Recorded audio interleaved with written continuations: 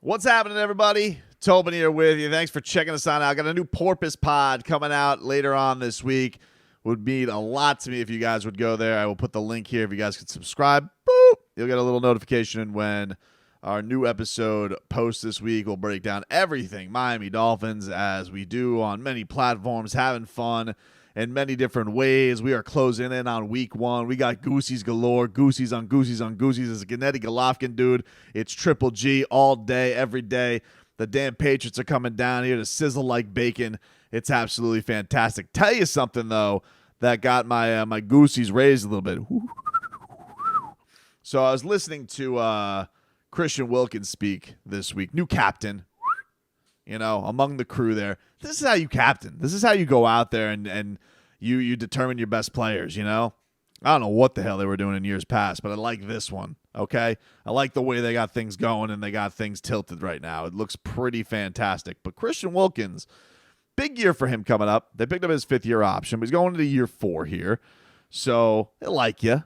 But is there a long-term deal in effects there? Is there something that's going? I think a lot of the attention has been paid to Mike Gesicki. His franchise right now with Christian Wilkins. Will he be in that situation come this time in a couple of years? Will he be in a situation where he is where they are going to try and work out a new deal for their former first-round pick? Remember the first-round pick, really of the era of things turning over for this team, where things were going in the direction of, hey, we're going to this tank year. We need a foundational piece. We need a guy with character. Guy who's come from a winning program, comes from a championship program there in Clemson, and this was going to be the guy they go to, Christian Wilkins. Everybody loves him, fun-loving dude, and with that love and admiration needs to come the production. Man, he really seemed to respond last year in a big-time way, especially from the year beforehand, where he did put a lot on himself, and you saw the results. You saw it from a statistical standpoint, from a leadership standpoint, and I think that he'll be leaned on even more. You see that he gets the captaincy this year, which is a big-time step for him, and I think that they look at this guy and what a character builder that he is and what a nasty individual he can be to play with on the field, because he's fun with the jokey jokes and the dancing and the Mighty Morphin Power Rangers and the Hamilton and all that type of stuff, but I thought this was pretty fantastic when he was put simple, what are his goals for the season? And he decided to go ahead, read on us, and say that he's got a request from one Joaquin Gonzalez. Yeah, I don't necessarily, obviously just want to improve my game overall, but, the stats will come, things like that. I'm not focused on necessarily statistical numbers, but just more so just doing my job. And if the stats come with it, that's great. But yeah, I just want to be, dominant, be with who my team needs me to be each and every day and each and every play as consistently as possible. So that's just my focus, and that's how I approach it. That's Goosey's galore, dude. Just be dominant. All right. Mike McDaniel said dominate. Now out there, go do it. Go do it, dude. That was pretty fantastic here. Because, look, I think that everybody is looking at this defense right now, right? It's been so much focus on the offense. This is a team that has 2-3 figureheads really on it from this offseason. One obviously being Tua, the second being Tyreek Hill, the third being Mike McDaniel. Those are the guys who get all the headlines, they get all the praise, they get all the knowledge. Nobody cares about trenches, right?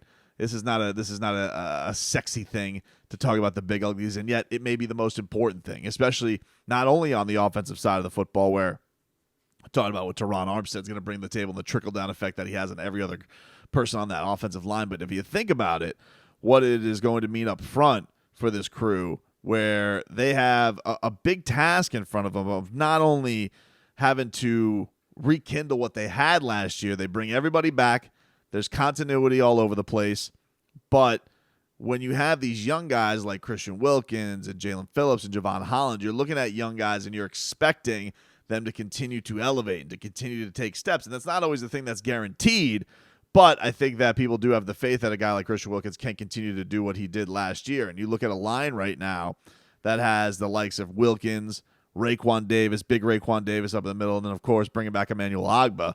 You put on top of that what Jalen Phillips is bringing to the table, and the linebackers, which some people are shaky on, but you bring in the veteran leadership of a guy like Melvin Ingram. You still have the captaincy of Atlanta Roberts. People always like the character of Jerome Baker. there is going to be a lot on that front there because we don't know what's going on with the secondary. And I think that this can cover up for a lot of stuff if these guys can go out there and they can wreak havoc and that they can stop the run and they can be stingy up front, which was not the case early on last year, and that's one of the reasons that they got off to such a piss-poor start. If that is something that can be captured early on, then you can handle the loss of somebody like Byron Jones early on in the season and maybe continue it on. Maybe, who knows? Maybe, you could have somebody like Noah Benogany out there and you feel okay about it. I don't know. They're going to go with Nick Needham early on, which is probably the smart decision. But if something does happen, you got a lot of young guys back there who are not necessarily proven, and to get somebody who gets pressure on the quarterback, makes Mac Jones wet his pants when he goes to bed at night, that's really what you're expecting. I think a guy like Christian Wilkins has a lot of nasty to him. Everybody talks about what a pain in the ass he is to play, especially the offensive lineman during camp. And he loves the idea that people hate playing against him. It's funny, though, because I definitely feel like I have like an old school approach and an old school mindset when it comes to competition and, playing games and things like that. Like, you could be my best friend in the world, but if you're on the other team, I care less about you in those 60 minutes or while we're competing. I want to beat you. I want to let you know I beat you and, really want to make it as competitive and as fun as possible. But as far as that goes, like, I got a lot of respect for all the guys around the league. We're all brothers in arms, so to speak, and, we all, have similar backgrounds and things like that. But when it's time to compete, when it's time to go at it, I'm gonna try to do my best to be dominant, have some fun, talk some trash, do some things, and just compete while I'm out there. But it's all in good fun and good love for the game and good spirit. So, most terrifying person to ever sing show tunes. I mean, let's be frank about it. Imagine somebody who looks like this behemoth who will chew your quarterback in half, and he's also belting out Rent or whatever the hell, Hamilton or Phantom of the Opera, whatever he's got going on there. I mean, is there a more terrifying thing than that? If we could actually just get him on the arena mic afterwards and his celebration would simply just be him belting out show tunes, what quarterback is going to be able to sleep at night around the league? I mean, honestly. And for him, that nasty that he has too. I mean, listen, we've seen, Christian Wilkins. Go look up, Christian Wilkins extracurricular activities, and this guy, he can cross the line from time to time when it comes to frustrating his opponents. Has for a while, and I think that's what you want when you are being a menace in the middle of of stopping an offense like that. This is a crazy way to make a living. This is a behemoth who will smile at you and give you a playbill program and then whack you over the head with it. So it's pretty great. But I mean, him saying that he hates being nice to his opponents, that's just old school. How do you not love something like that?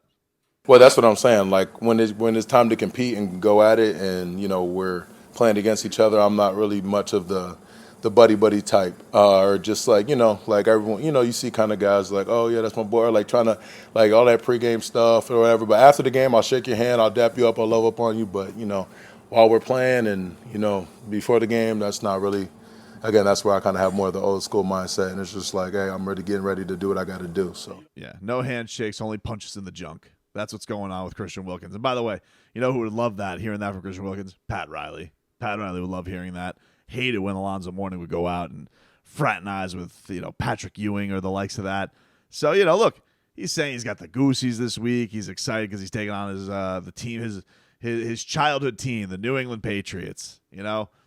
What an influence they had on Christian. The most hated team around the league. He's like, you know what? I'll take that mentality and I'll bring it to the Miami Dolphins to make himself a little bit hated, to make himself a little bit disliked all over the place. And I think that if he continues to show what he's capable of and he continues to go on this trajectory, there's no reason why the Dolphins wouldn't look at this guy and say, yeah, he's going to be a cornerstone of this defense. I think that you have a little bit of a the veterans out here of Emmanuel Ogbah and Xavier Howard and the likes of them, but somebody like Christian Wilkins is kind of on that teeter of, he's not a young guy anymore. He's kind of a veteran. He's been around. He's been through the chinks in the armor of this team. He's been through the hard times, the dusty road days, if you will, and now it's ready to flourish and see if they can get somewhere in his first time in his career, get to the playoffs and do some real damage. But, man, I'm going to tell you, I like that. I like the idea of just, who cares what the stats are? Who cares about things like that? I'm just going to go out there and dominate. It'll all take care of itself, dude.